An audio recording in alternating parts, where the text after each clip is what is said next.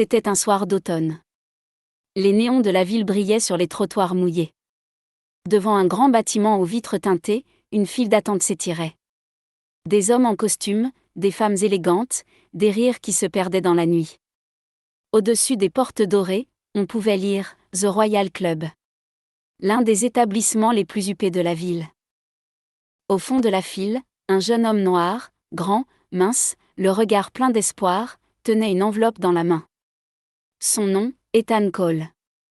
Il n'avait pas de costume hors de prix, ni de montre en or. Seulement une chemise propre, un sourire sincère, et le rêve de rejoindre l'élite d'un monde qui semblait inaccessible. Il n'était pas venu pour faire la fête. Il venait pour livrer une proposition d'investissement pour son petit projet d'entreprise, une application qu'il avait créée dans sa chambre de banlieue. Un ami lui avait dit que le patron du club, un certain Richard Dawson, adorait soutenir les jeunes entrepreneurs prometteurs. Ethan voulait juste lui remettre le dossier en main propre. Mais ce soir-là, les apparences allaient tout décider. Le portier, un colosse en costume noir, le regarda de haut en bas. « Invitation ? Je n'en ai pas. Je veux juste parler à Monsieur Dawson, j'ai une proposition. » L'homme éclata de rire. « Monsieur Dawson ? Tu crois qu'il reçoit les livreurs maintenant ?» Ethan tenta de s'expliquer. « Je ne suis pas livreur, mais déjà, deux videurs s'approchaient. »« Allez, dehors. Tu gênes les clients. » Le jeune homme sentit la colère monter, mais il resta calme. Il tendit l'enveloppe. « Pouvez-vous au moins lui remettre ceci ?» Le portier lui arracha l'enveloppe, la regarda, puis la jeta dans une flaque. « Je te rends service, gamin. Tu n'as rien à faire ici. » Les rires des gens dans la file se mêlèrent à l'humiliation. Ethan ramassa l'enveloppe trempée, les yeux brûlants de honte. Il s'éloigna lentement, sous la pluie battante. Mais en lui, quelque chose venait de naître, une promesse silencieuse. Les jours suivants, il retravailla son idée. Son application, appelée Connectease, visait à aider les petites entreprises à se mettre en réseau pour trouver des clients locaux. Il passa des nuits entières à coder, corriger, apprendre. Le matin, il travaillait comme serveur pour payer son loyer. Il se fit souvent rejeter. Les investisseurs riaient de son projet. Certains lui disaient « C'est bien beau ton rêve, mais tu n'as ni diplôme, ni réseau, ni argent. » Ethan répondait toujours calmement « Alors je créerai mon propre réseau. » Des années passèrent. Petit à petit, Connectease attira ses premiers utilisateurs, puis ses premiers revenus. Ethan vivait encore simplement, mais il avait cette lueur dans les yeux, celle de quelqu'un qui sait où il va. Un soir, il fut invité à une conférence d'entrepreneurs. Sur scène, il prit la parole pour présenter sa vision. L'avenir n'appartient pas à ceux qui ont de l'argent, mais à ceux qui ont des idées et le courage de les défendre. Dans la salle, un homme fronça les sourcils. C'était Richard Dawson, le propriétaire du Royal Club. Il ne le reconnut pas tout de suite, mais Ethan, lui, n'avait rien oublié.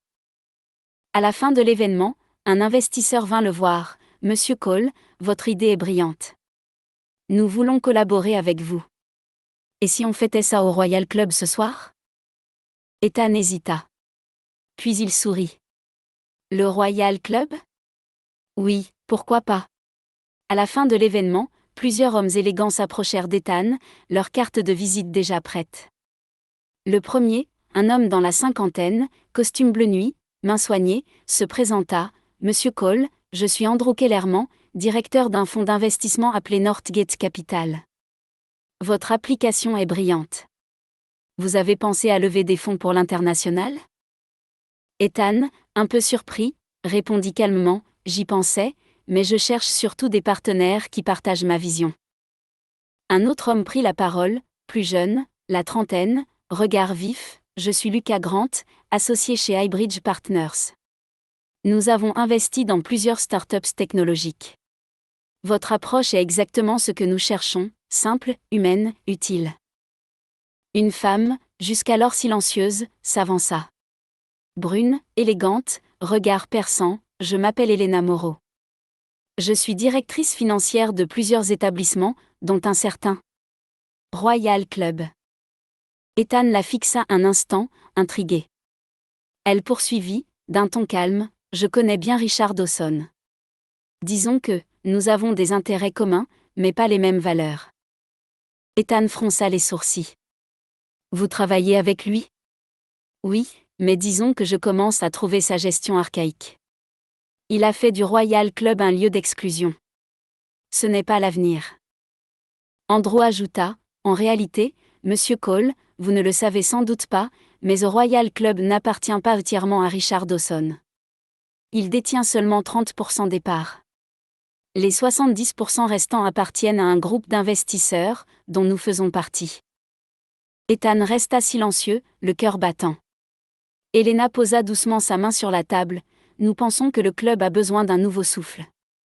Et vous, vous représentez ce souffle. » Ils se retrouvèrent le lendemain dans une salle de réunion privée, au 42e étage d'une tour de verre surplombant la ville.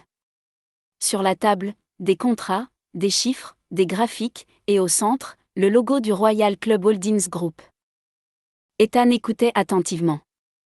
Andrew prit la parole, « Richard Dawson a accumulé des dettes. Mauvaise décision, soirée coûteuse, gestion désastreuse.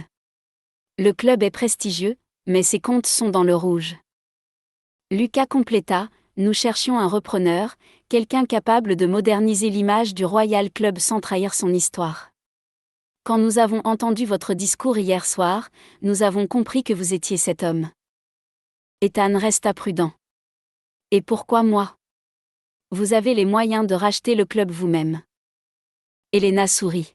« Parce qu'il nous faut une figure, un visage. Quelqu'un qui incarne le renouveau. Et surtout, quelqu'un que Richard Dawson ne verrait jamais venir. » Elle glissa un dossier vers lui. Sur la première page, il lut « Proposition de rachat-transfert des parts majoritaires à Ethan Cole. » Ethan leva les yeux, ému.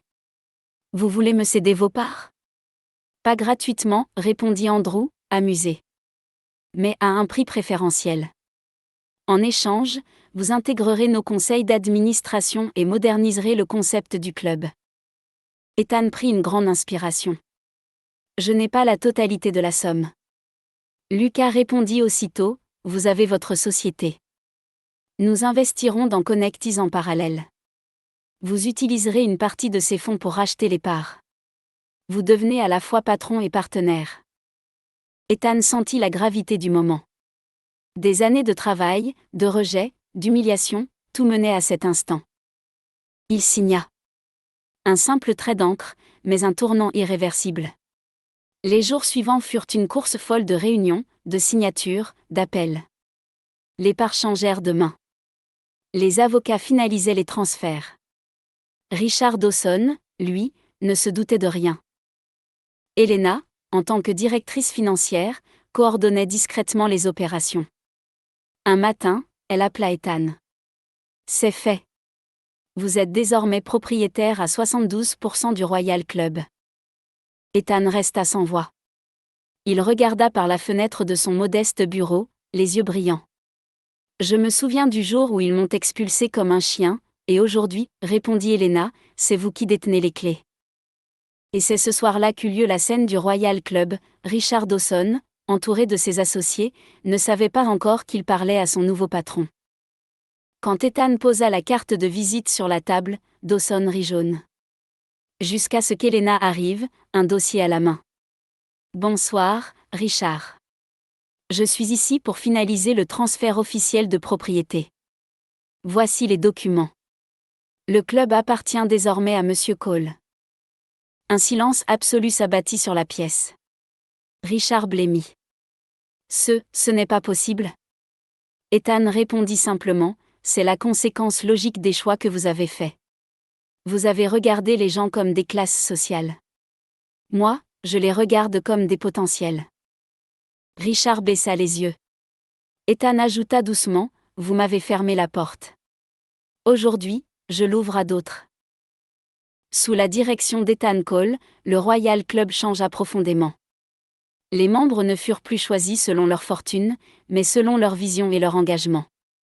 Des soirées caritatives remplacèrent les galas d'ego. Des étudiants boursiers, des entrepreneurs en herbe, des artistes y furent invités. Andrew, Lucas et Elena restèrent à ses côtés, devenant ses partenaires de confiance. Mais le club, désormais, portait l'empreinte d'un seul homme, celui qu'on avait un jour rejeté. Des années plus tard, lors d'une interview, on lui demanda « Monsieur Cole, comment se sent-on quand on possède le lieu où l'on a été humilié ?» Ethan sourit. « On se sent reconnaissant. Parce que sans cette humiliation, je n'aurais jamais eu le feu pour avancer. » Il ajouta en regardant la caméra, « La vraie victoire, ce n'est pas de posséder les murs d'un club, c'est d'en changer l'âme. » Ethan Cole n'a pas seulement racheté un club. Il a reconquis sa dignité. Il a prouvé que la valeur d'un être humain ne se mesure pas à la façon dont il est traité, mais à la façon dont il se relève. Un jour, il a été expulsé pour ce qu'il semblait être. Plus tard, il a été applaudi pour ce qu'il est devenu. Cette histoire nous rappelle une vérité simple, mais trop souvent oubliée, les apparences trompent. Le respect ne se donne pas à ceux qui paraissent puissants, mais à ceux qui restent dignes, même quand tout les rabaisse. Alors, la prochaine fois que vous croiserez quelqu'un qu'on regarde de haut, souvenez-vous d'Ethan Cole. Car peut-être que celui que l'on méprise aujourd'hui sera celui qu'on respectera demain. Si cette histoire vous a touché, prenez un instant pour liker cette vidéo. Et surtout, abonnez-vous à la chaîne Au-delà des apparences pour ne rater aucune histoire vraie, forte et inspirante. Et dites-moi en commentaire, quelle leçon retenez-vous de l'histoire d'Ethan ? Vos mots comptent. Chaque partage, chaque message peut aider quelqu'un à garder espoir. Parce qu'au fond, ce qui compte, ce n'est pas d'où vous venez, mais jusqu'où vous décidez d'aller. Merci d'avoir écouté. À bientôt dans une nouvelle histoire. Au-delà des apparences.